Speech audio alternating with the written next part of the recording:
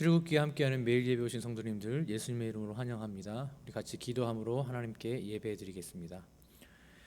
살아계신 하나님 아버지, 저희가 계속해서 출애굽기를 함께 보며 나아가고 있습니다.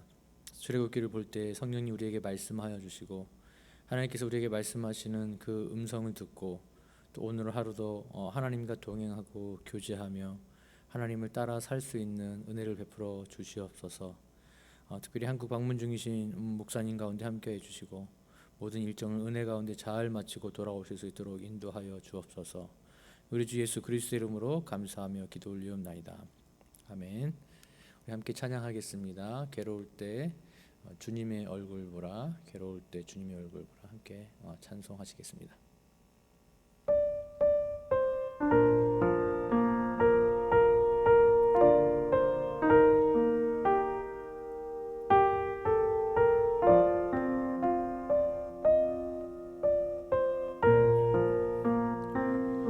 괴로울 때 주님의 얼굴 보라, 평화의 주님 바라보아라.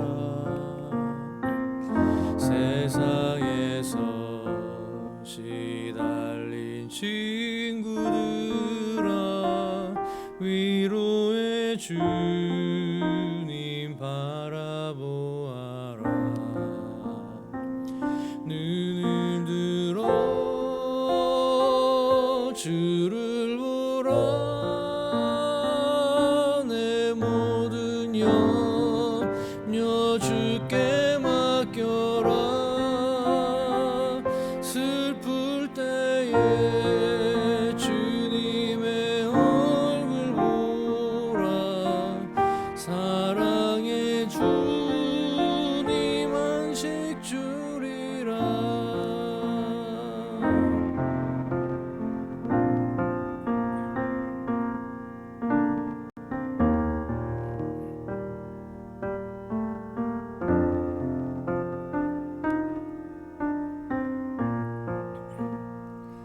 힘이 없고 내 마음 연약할 때 능력의 주님 바라보아라.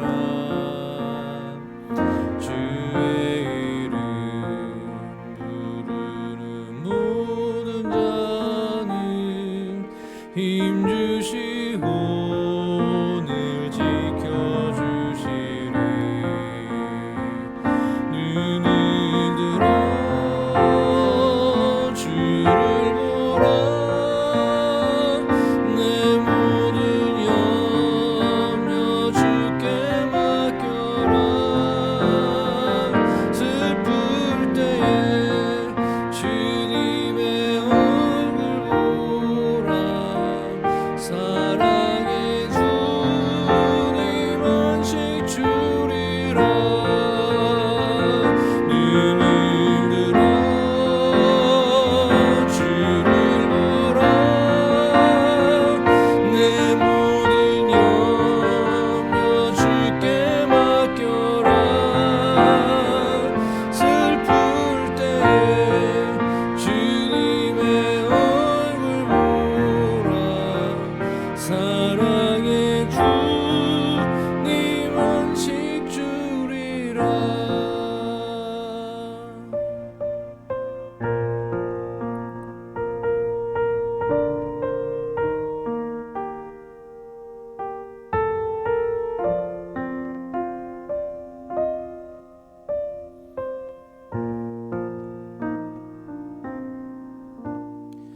아멘. 우리 함께 하나님의 말씀 보시겠습니다. 출애굽기 5장 22절에서부터 6장 13절까지입니다. 출애굽기 5장 22절에서 6장 13절까지 제가 봉독하겠습니다. 22절입니다.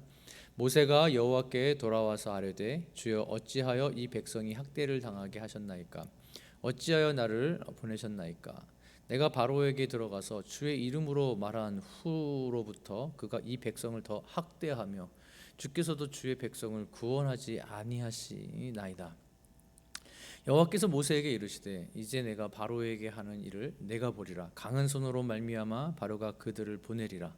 강한 손으로 말미암아 바로가 그들을 그의 땅에서 쫓아내리라.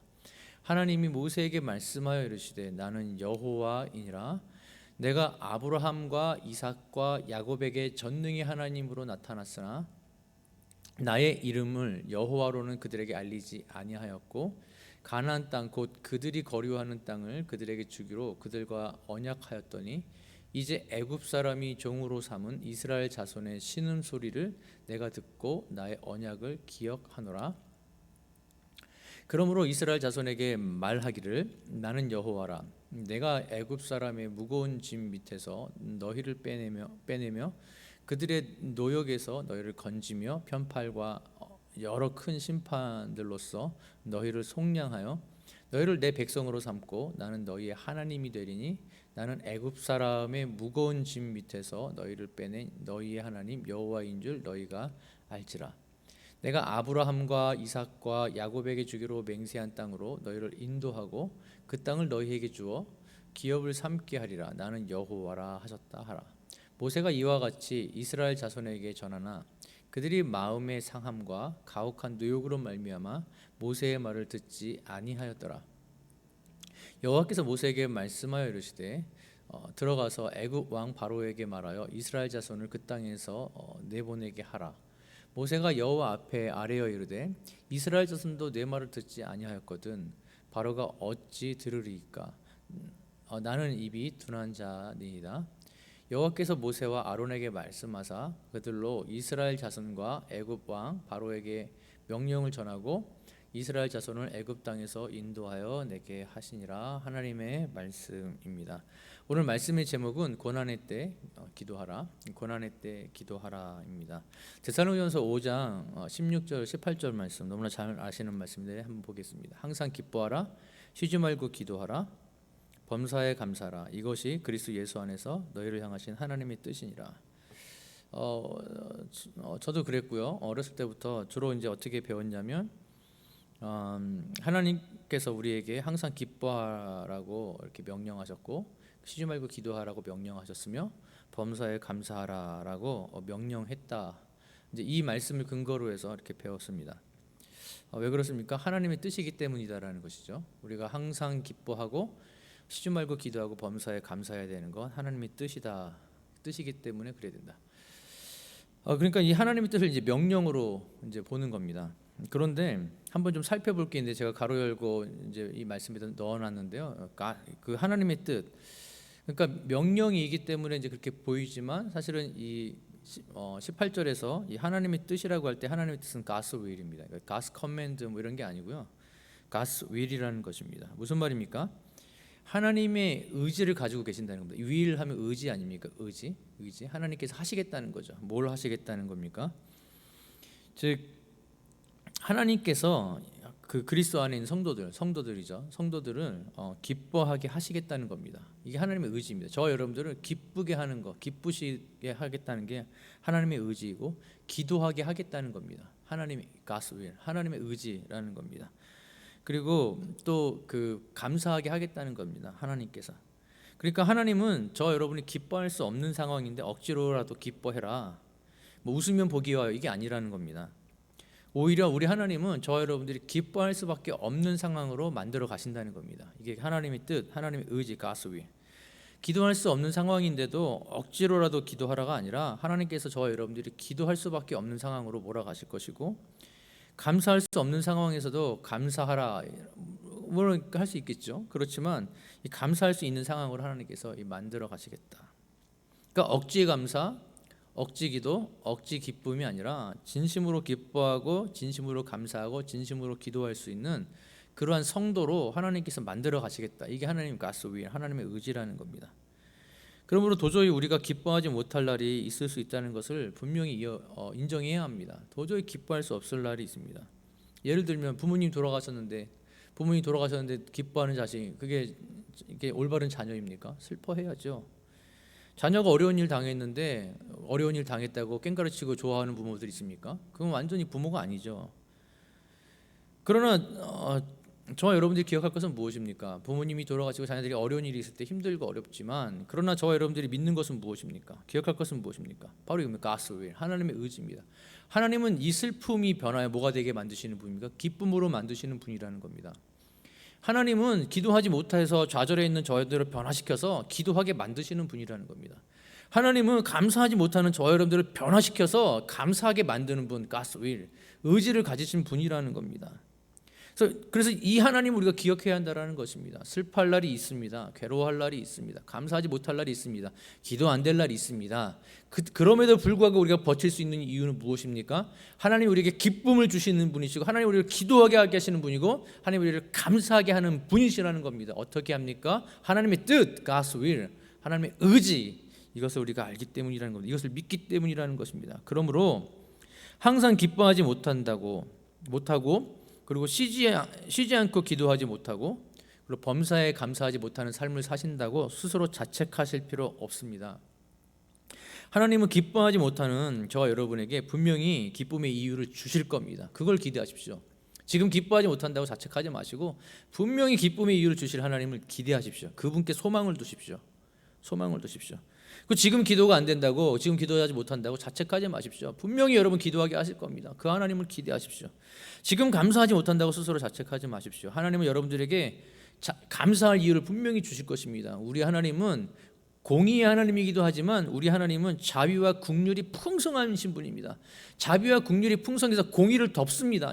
여러분, 하나님의 공의는, 저스티스는 이 하나님의 자비, 하나님의 멀시, 여기 이 안에, 러브 안에 다 들어있는 겁니다. 하나님이 사랑하기 때문에 우리를 치시고, 사랑하기 때문에 우리에게 고난을 주시고, 사랑하기 때문에 우리에게 어려움을 주신다라는 것입니다. 어떻게 할 수 있습니까? 오늘 이 말씀입니다. God's will, God's will. 데살로니가서 5장 18절, 하나님의 의지라는 겁니다. 우리 하나님은 기뻐하지 못하고 기도하지 못하고 감사하지 못한다고 해서 책망하는 분이 아닙니다. 오히려 안타까워하시고 가슴 아파하시고 말할 수 없는 탄식으로 기도하시는 성령님을 우리 옆에 우리에게 보혜사로, 또 다른 보혜사로 보내주신 분이 우리 아버지 하나님이시라는 겁니다. 근데 오늘 본문에도 보시면 도저히 사실은 감사하지 못하고 기뻐하지 못하고 심지어는 기도하지 못할 상황에 처한 모세를 보게 됩니다. 그렇지 않습니까? 이제 하나님께서 가서 말하라고 했는데 딱 될 줄 알았는데 되는 일이 하나도 없지 않습니까? 오히려 더 고통받으니까 얼마나 힘들겠습니까? 그런데 이런 중에서도 저와 여러분들이 모세에게 배울 것이 있다는 것입니다. 그게 뭡니까? 힘들다고 어렵다고 주저앉아 있지 않고 모세는 돌아와서입니다. 돌아와서 하나님께 말했습니다. 뭐 했다는 겁니까? 기도한 겁니다. 기도했다는 겁니다. 고난의 때에 뭐 했다는 겁니까? 돌아와서 기도했다는 겁니다. 힘들 때에 뭐 했다는 겁니까? 돌아와서 기도했다는 겁니다. 근데 이렇게 기도하게 하시고 이렇게 하나님 앞에 나가게 하는 분이 누구라고요? 하나님이라는 겁니다. 하나님. 모세가 한 것 같지만 모세의 will, 모세스 will이 아닙니다. God's will입니다. 보고 보면 그때는 모세의 will인 것 같지만 나중에 돌이켜보면 누구의 의지였습니까? 하나님의 의지, will, God's will. 그 grace라 그러죠. 하나님의 은혜였다라는 것입니다. 우리 한번 본문 22절 23절 보겠습니다. 22-23. 모세가 여호와께 돌아와서 아뢰되 주여 어찌하여 이 백성이 학대를 당하게 하셨나이까. 이 돌아와서를 기억하십시오. 어찌하여 나를 보내셨나이까. 23절. 내가 바로에게 들어가서 주의 이름으로 말한 후로부터 그가 이 백성을 더 학대하며 주께서도 주의 백성을 구원하지 아니하시나이다. 이 돌아와서라는 말의 의미가 뭐냐면 이 바로를 만나고 난 다음에 모세의 상태를 설명해 줍니다. 이 돌아와서는 뭐냐면 낙심했다는 겁니다. 만나자마자 뭐 했어요? 낙심했어요. 실망했어요. 그래서 기브업하고 싶었어요. 포기하고 싶은 마음을 가졌다는 거예요. 거기까지 갔다는 겁니다. 그런데 어떻게 했다고요? 돌아왔다는 겁니다. 포기하는 마음에 머물지 않고 낙심하고 낭망하는 마음에 머물지 않고 돌아와서 뭐 했어요? 아뢰되 기도했다는 겁니다. 하나님께 말씀드렸다는 겁니다. 이게 저와 여러분들이 모세에게서 또한 배워야 될 한 자세이기도 하고 또 하나님의 은혜를 소망하고 기대해야 될 이유이기도 하다는 겁니다. 고난이 심하고 어려움이 심하면 여러분 기도 안 됩니다. 네, 안 됩니다. 정말 힘듭니다. 분명히 기도 안 되는 거 당연합니다. 여러분 계속 말씀드립니다. 기도 쉬지 않고 기도 못 한다고 여러분 자책할 필요 없습니다. 이 정죄는 악한 마귀 사단이 하는 겁니다. 사단의 무기입니다. 우리를 정죄할 수 없습니다. 하나님도 정죄하지 않는데 어떻게 여러분이 여러분 스스로를 정죄합니까? 하나님이 여러분을 사랑하는데 어떻게 여러분이 여러분을 사랑하지 않는다고 말할 수 있습니까? 하나님 여러분을 사랑하시고 하나님 여러분들을 정말 위로하시고 격려해 주기 원합니다. 정말 기도가 안 될 수 있습니다. 기도 안 되는 분에게 기도하라고 하면 더 상처이고 정말 더 어렵습니다. 그때는 옆에서 그냥 같이 울어주고 그냥 같이 밥 먹어주고 같이 있어주는 게 최고의 위로입니다. 같이 있어주는 겁니다.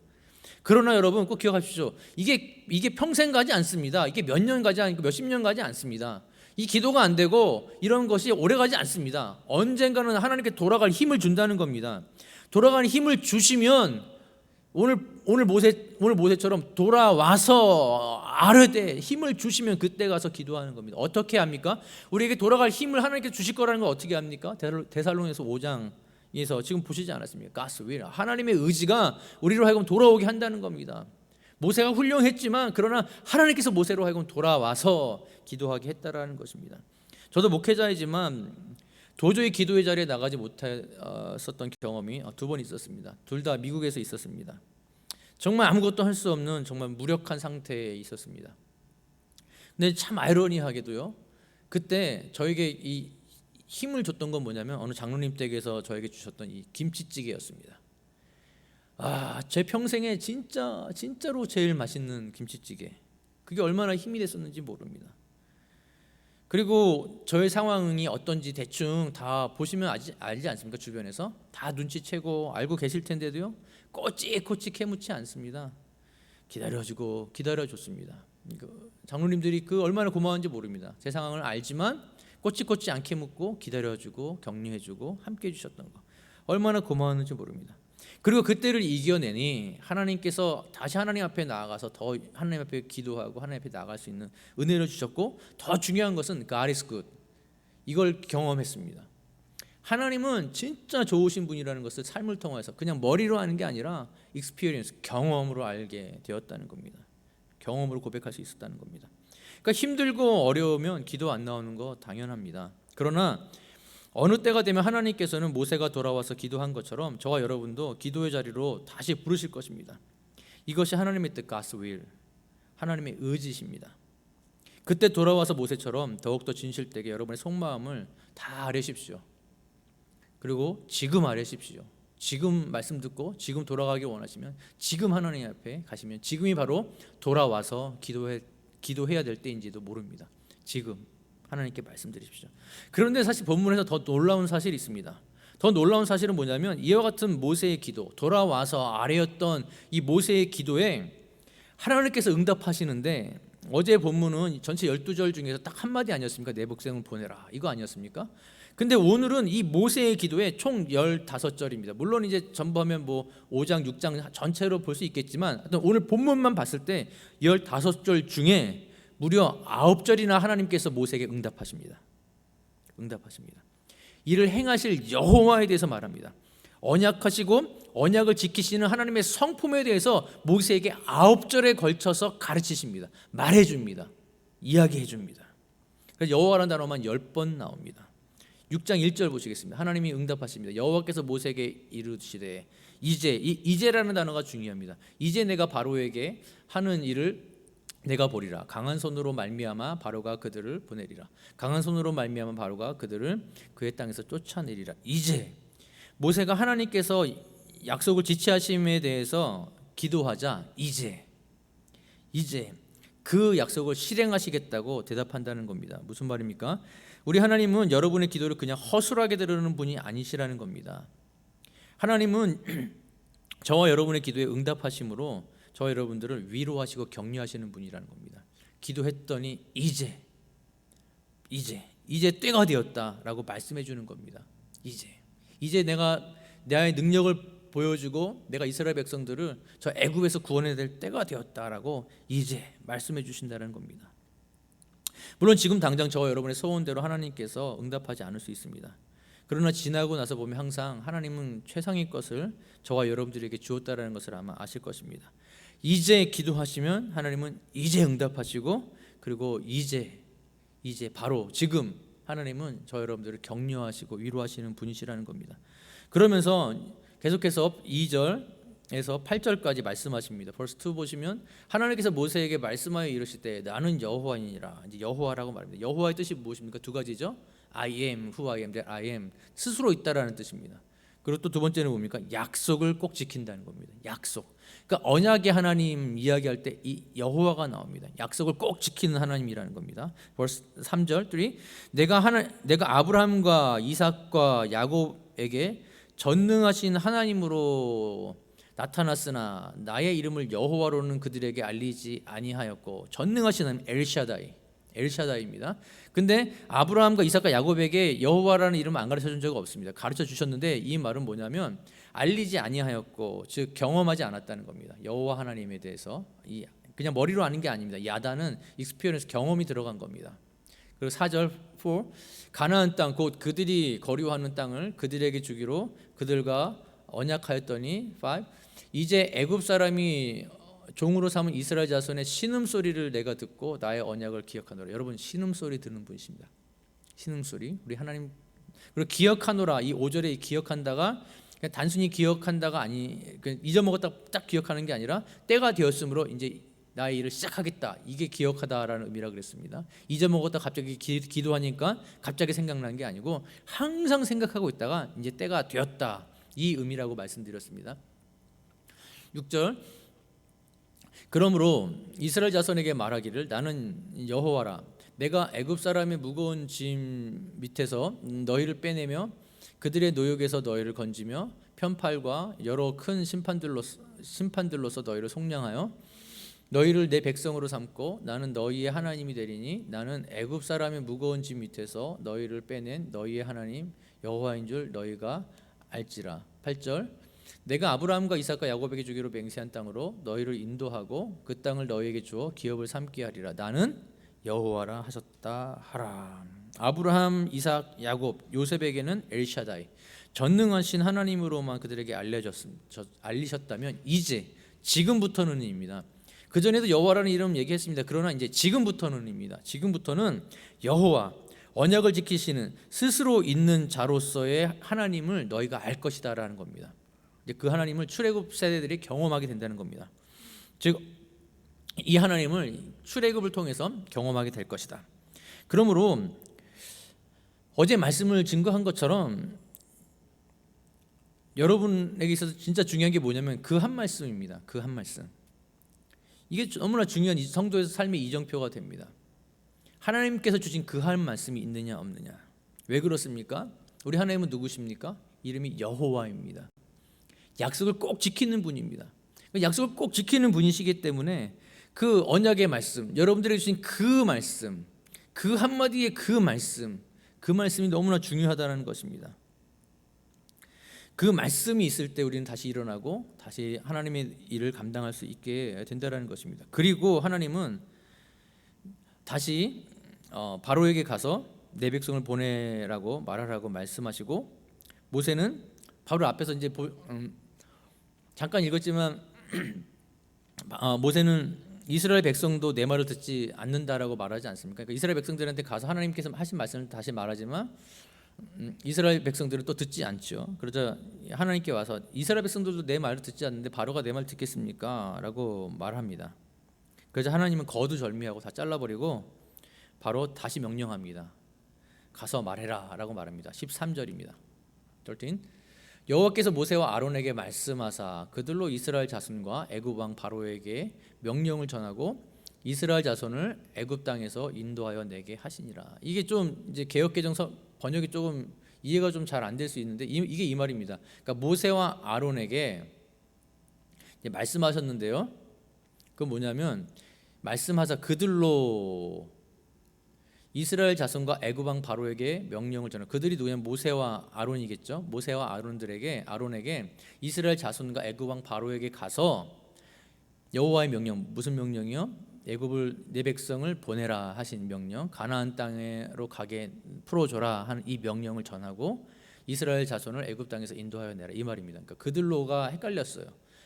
모세와 아론이 가서 이스라엘 자손과 애굽 왕 바로에게 명령을 전하라, 이 말입니다. 그러니까 결국은 모세와 아론에게 어쨌든 이스라엘 백성들한테 가서 다시 말하고 바로한테 가서 다시 말하라는 겁니다. 하나님께서 보내라 했다는 것이죠. 여러분, 이 모세와 하나님의 대화를 잠깐 보십시오. 어떻습니까? 되게 프렌들리하지 않습니까? 친근하지 않습니까? 되게 친근하죠. 그러니까 여러분, 기도는 꼭 어느 특정 장소에서만 해야 하는 것은 아니라는 것을 우리는 알 수 있습니다.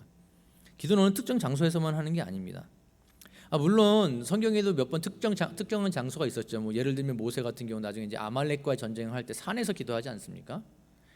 그리고 또 예수님께서도 말씀하실 때 기도는 골방에서 하라고 말씀하셨죠. 그러나 이유가 무엇입니까? 산에서 한 거 뭡니까? 전투하는 이스라엘 백성들을 보면서 더 기도를 전략적으로 잘하기 위해서 산이 올라간 거였고, 골방 기도는 왜 그렇습니까?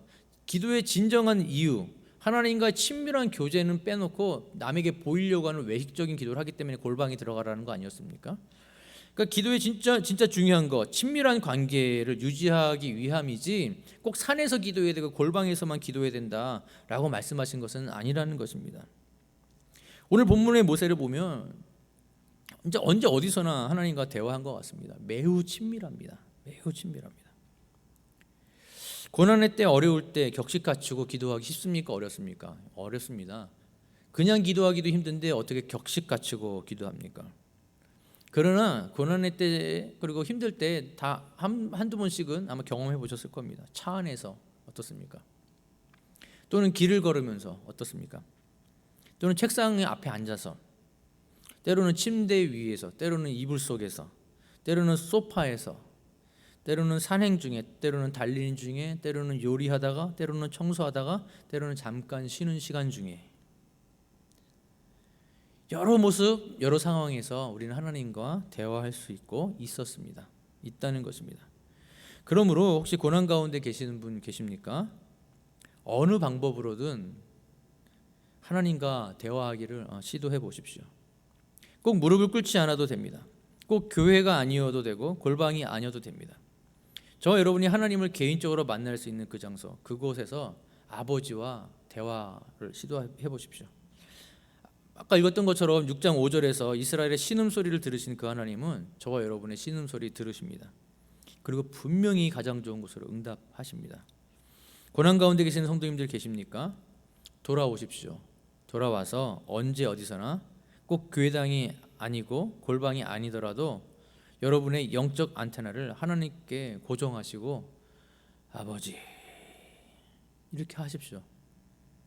그러면 따스한 하나님의 음성과 손길이 여러분의 마음에 닿고 하나님의 위로와 평강이 여러분의 삶에 임하게 될 것이며 하나님의 뜻을 깨닫고 하나님을 배우는 시간이 될 것입니다. 말씀의 결론 맺겠습니다.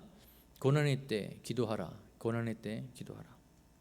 제목이었습니다. 고난의 시기를 지나는 분들 계십니까? 아래와 같이 한 두 가지로 적용했으면 좋겠고요. 그리고 고난의 때가 아니라 지금 너무 행복해요 하시는 분들 계십니까? 그래도 두 가지 꼭 적용하십시오. 한번 삶에서 한번 적용해 보십시오. 이미 하나님께서 여러분들과 말해 주시고 하나님께서 여러분들의 그 터치하시는 것들을 경험할 수 있을 겁니다. 첫 번째, 언제 어디서나 순간순간입니다. 그냥 하나님, 아버지 또는 주여로 시작하면서 하나님과 대화를 한번 시도해 보십시오. 그리고 두 번째, 그리고 그 하나님께, 그 아버지께, 그 주님께 여러분의 속사정을 솔직히, 아무도 안 듣지 않습니까? 하나님밖에 안 듣잖아요. 그러니까 솔직하게 그냥 소상히 말씀드려 보십시오. 그리고 하나님께서 무엇이라고 말씀하시는지 여러 상황들을 향해서, 그러니까 우리 예배 시간에 말씀할 수도 있고요. 성경을 읽을 때 여러분들에게 말씀하실 수도 있습니다. 찬양의 가사를 통해서 말씀하실 수도 있고요. 누군가의 대화를 통해서 여러분들이 말씀하실 수 있습니다. 그 하나님께서 여러분들에게 어떻게 응답하시는지 마음을 열어놓고 한번 기다려 보십시오. 그러면 하나님께서 분명히 여러분들에게 하나님께서 하나님의 뜻을 보여주시고 하나님의 응답을 가르쳐 주실 것입니다. 그래서 정말 오늘 모세처럼 고난과 또 힘듦의 때에 정말 기도할 수 없지만 여호와께 돌아가서 하나님 앞에 진솔히 말씀드림으로 말미암아 하나님의 은혜를 경험하시는 저와 여러분 우리 모두가 되기를 예수님의 이름으로 축복합니다. 말씀을 듣고 드리는 결단의 기도로 함께 나아가겠습니다. 첫 번째, 하나님, 오늘 언제 어디서나 하나님을 부르며 대화하게 하여 주옵소서. 두 번째, 대화할 때 제 속사정을 소상히 아뢰게 하시고 하나님의 응답을 기다리며 하나님을 기대하게 하여 주옵소서. 세 번째, 오늘의 삶을 통하여 하나님께 영광이 되는 삶이 되게 하여 주옵소서. 같이 기도하겠습니다. 살아계신 하나님 아버지, 오늘 모세가 정말 기도할 수 없는 상황이었는데 돌아와서 하나님께 기도한 것을 봅니다. 그리고 하나님, 모세가 얼마나 친밀했는지 모르겠습니다. 하나님, 우리도 오늘 하루 친밀하게 하나님과 대화하게 해주십시오. 언제 어디서나 순간순간 하나님 아버지 주여로 시작하면서 꼭 우리의 골방이 아니라 할지라도, 꼭 예배당이 아니라 할지라도 우리가 길을 걸으면서 달리면서 일을 하면서 요리하면서 청소하면서 이불 속에서 소파에 앉아서 산행 중에 길을 걸으며 차 안에서 책상 앞에서 때로는 침대 위에서 주님을 부르며 주님 앞에 우리의 속사정을 소상히 아뢰게 하시고 하나님의 응답을 기다리고 하나님을 기대하는 오늘 하루 우리의 삶이 되게 하여 주옵소서. 그래서 하나님의 은혜를 맛보아 알고 또 그 맛본 은혜를 우리 목장에서 또 우리 교회에서 또 우리 자녀들에게 소개하면서 간증하면서 우리의 신앙을 전수할 수 있도록 은혜를 베풀어 주시옵소서. 오늘의 삶을 통하여 우리 성도님들 모두 하나님께 영광이 되는 삶이 되게 하여 주시옵소서. 목요일에 드리는 공동의 기도로 나가겠습니다. 첫 번째, 2021년 성경 통독이 잘 진행되게 하시고 성경 통독을 통해 예수님을 알아가는 공동체가 되게 하여 주옵소서.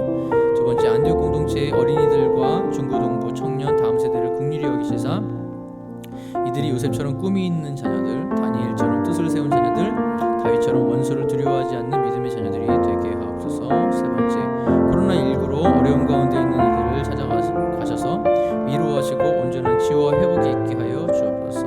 네 번째, 교회 모든 직분자들이 맡겨진 일에 최선을 다해 충성함으로 몸된 교회를 섬길 수 있는 지혜와 능력을 주옵소서. 다섯 번째, 미국과 조국 대한민국의 위정자들 붙잡아 주시고 항상 인도하여 주옵소서. 북한을 불쌍히 여겨 주옵소서. 안디옥의 파송 협력 선교사님들과 함께 하시고 그들이 섬기는 그 땅 가운데 부흥을 주옵소서. 마지막 여섯 번째, 담임 목사님의 한국 일정 가운데 함께 하시고 모든 일정을 잘 마치고 성령 충만하고 안전한 모습으로 돌아오게 하여 주옵소서. 이상의 내용들을 놓고 기도하시다가